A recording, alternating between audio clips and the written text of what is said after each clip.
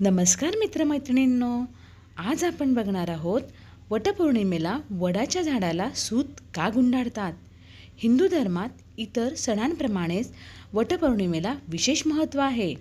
ज्येष्ठ महिन्यात येणाऱ्या पौर्णिमेला विवाहित महिला वटपौर्णिमेचे व्रत करतात.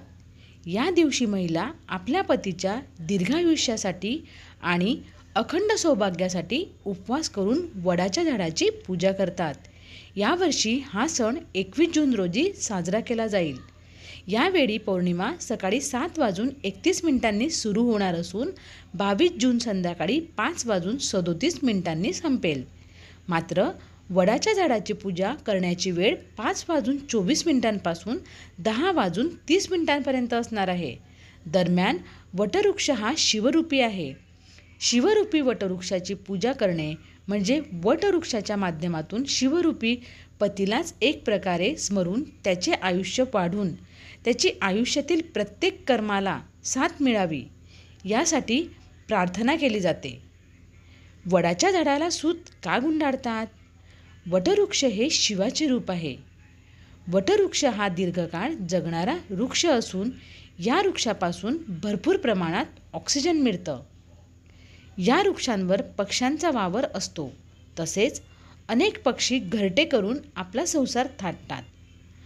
पतीला दीर्घायुष्य मिळावं आणि स्थिरतेचं प्रतीक म्हणून वडाला पूजले जाते. पौराणिक कथेनुसार सावित्रीने सत्यवानाचा देह वडाखालीच ठेवला होता.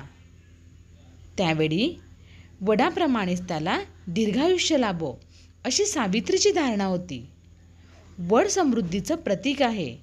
यामुळेच वडाला सूत गुंडाळून जन्मोजन्मी हाच पती मिळावा अशी प्रार्थना केली जाते.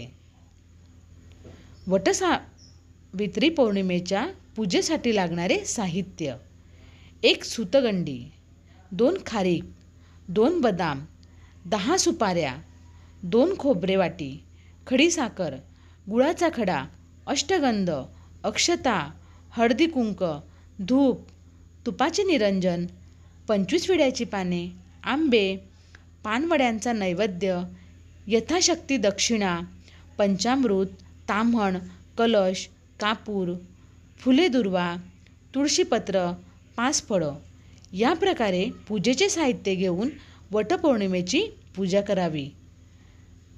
जर आपल्याला माहिती आवडत असेल तर व्हिडिओला लाईक करा, शेअर करा आणि कमेंट्स करायला विसरू नका. भेटूया अजून एक अशाच व्हिडिओमध्ये. तोपर्यंत बाय.